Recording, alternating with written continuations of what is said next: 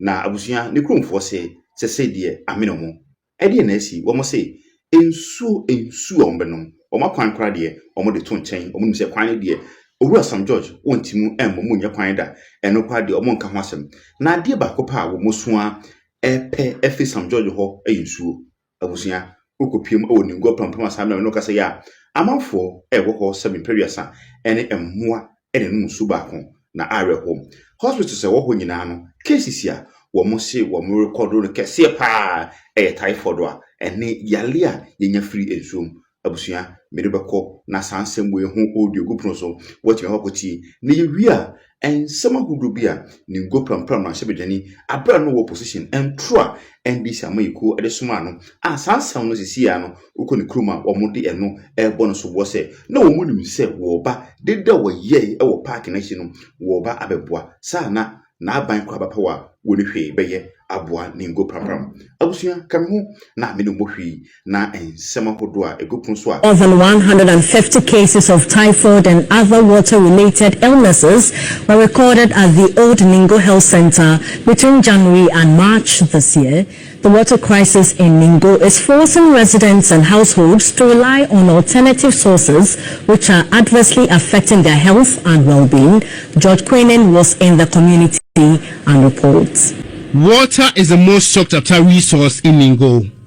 The water crisis in the community is not getting any better. Access to safe drinking water remains limited. A lagoon once considered a temporary alternative has now become the primary source of water for many households. Despite concerns about contamination and health risks, residents, especially those unable to afford treated or sachet water, depend heavily on the lagoon for daily use, including drinking and cooking. For some, this challenge presents a business opportunity to cash in. A yellow gallon is selling for 5 cedis and a big container for 140 cedis. Prices depend on the water source and the distance to the community. How much do you sell the gallon? 5 cedi. It's not expensive. For the people it's expensive, but for our consumption and the journey, for us it's okay. But some of them too, they are happy to get the water because there's not water in the town. Call Ningo the home of yellow gallons and you will not be far from right. Yellow gallons are a common sight in this very community as residents continue to struggle to access potable water. Because of insecurity, sebi, even musore yentimi yare no pa ube yare once a day. The water crisis is making some of us limit our bathing routines. Even soap doesn't latter with the water. Ningo, great Ningo, here is you. Our leaders are trying to resolve the situation. However, we have prampram that every 3 days their water is flowing. And we are one constituency, as the same district as well as same constituency. Why is prampram having their water being flow every 3 days, and we, as if we don't have pipelines? How could you use 100 cedis for water just a day without eating yet? Your children's school fees are there. I've seen a lot complaining about it. I feel like I should do something, but there's nothing I can do. Even the aged are not spared in the struggle to access potable water. I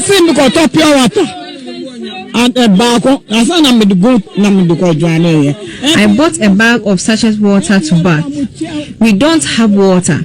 We really need water because we are suffering. At Old Ningo Health Center, a nurse quickly showed the news team a source that residents rely on despite its high levels of contamination. Management confirmed the rise in typhoid cases and other water-related illnesses. That is the main challenge we have here.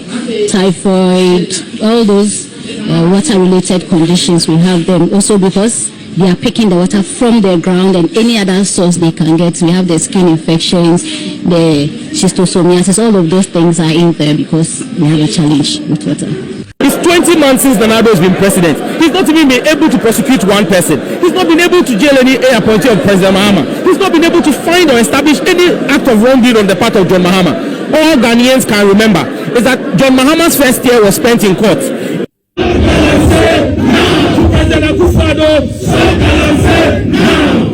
We will continue this fight and we will continue this struggle until our water bodies are protected. We were told say yet is so, yet to come high, yet is so, and I come there. Today are we satisfied? Today it is a miracle if you can afford 3 square meals. It is a miracle in this country. except you are part of, you are a chief of this government or part of the looting brigade. Okay, there is no way you say that there is a bright future in this country. Right.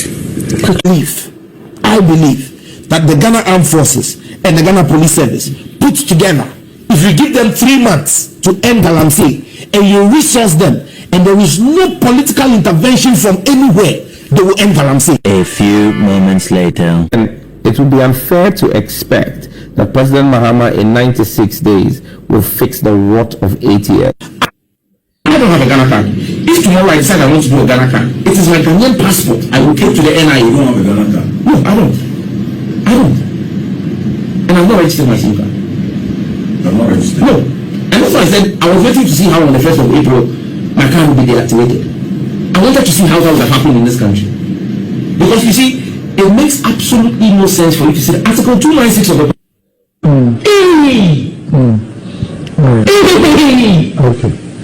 Okay. Last one. Randy. We need to clean this country. This country needs, look, the young people of our country are angry.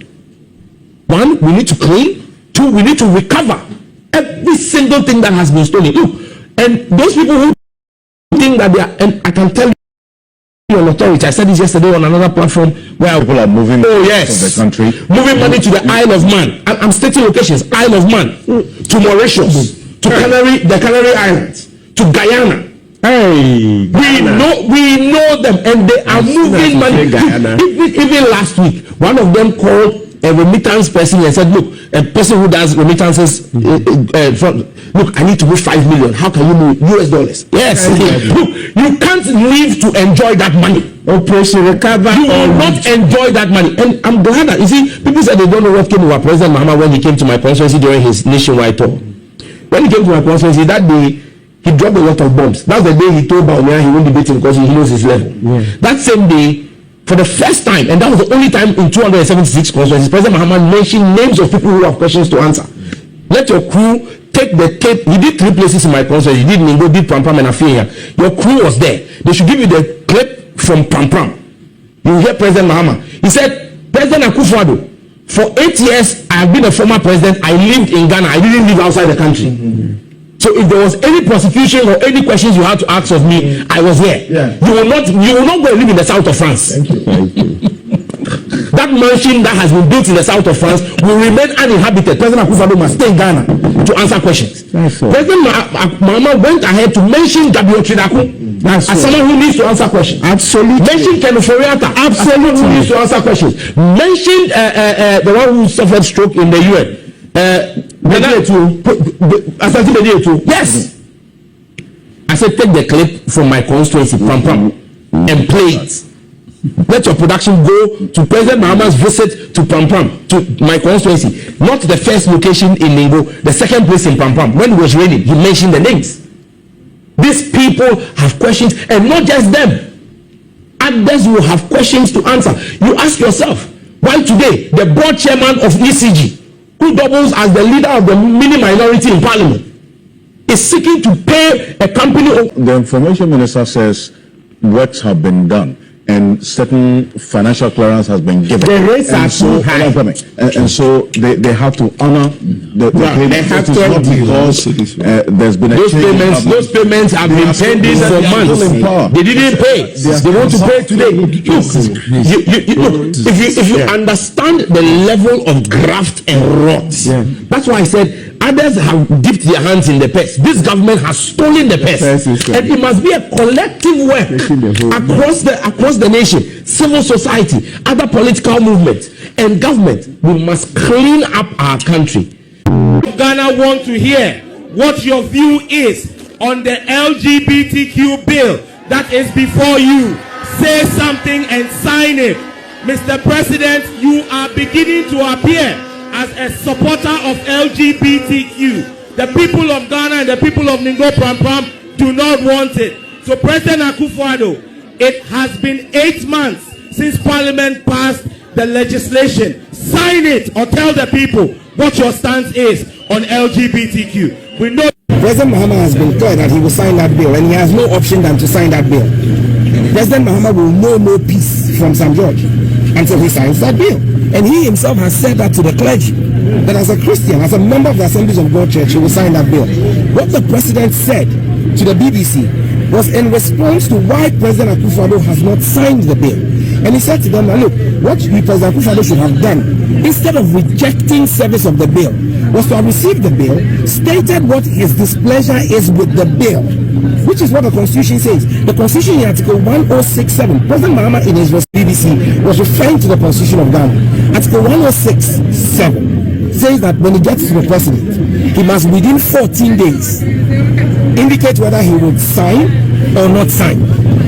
If he chooses not to sign, he then has to bring it back to Parliament and then state in the memo to Parliament the reasons why he's refusing to sign and add the recommendations to remedy those challenges he sees. Otherwise, within the 14 days, he can refer it within 30 days. He can refer it to the Council of State, who have 30 days to give him advice. That's what President Mahama was saying in that BBC interview. He was not saying that he now has to read the bill. President Mahama has read the bill. It's because he's read the bill that he told the clergy that when he becomes president, he will sign the bill, because President Mahama has no problem with anything in the bill. That explanation he was given was basically what the president should have done as a lawyer in line with our constitution, because the president's decision not to have service of the bill on him is unconstitutional and shows you how reckless and irresponsible Akufo-Addo is as a president. She was laid off. Oh, she's been sent home. Since 10th of November, she's been sacked from the Highways Authority. And I would wage a campaign and a war to ensure that this woman is reinstated, because these are the kind of Ghanaians we must celebrate. In fact, she reported to the BNI in June this year, that her life is under risk because she was told that she must not exceed 1 million again. And when she was given that order, she started getting 3 million. And now they sat there. The BNI could not protect her. Under Akufo-Addo, I'm talking about 2024. I have the names of the people who were behind this. But you see, like I said, the people at Highways Authority who are involved in the scam and the stealing of axle. So imagine if you had 10 axle weighing stations across the country, and they are making revenue of at least 3 million Ghana cedis in one station, and they are declaring 250,000 every month. Some people are sitting back and gleaning 2.5 million, 2.75 million from one axle station. Over 10 axle stations, that's 27.5 million Ghana cedis every month. This is what we are bleeding as a country. So when Akufo-Addo said Ghana yenye hiya mai, it's true. Yenye hiya mai. But we have people who have turned themselves into Draculas, drinking the blood and toil of Ghanaians. This is pure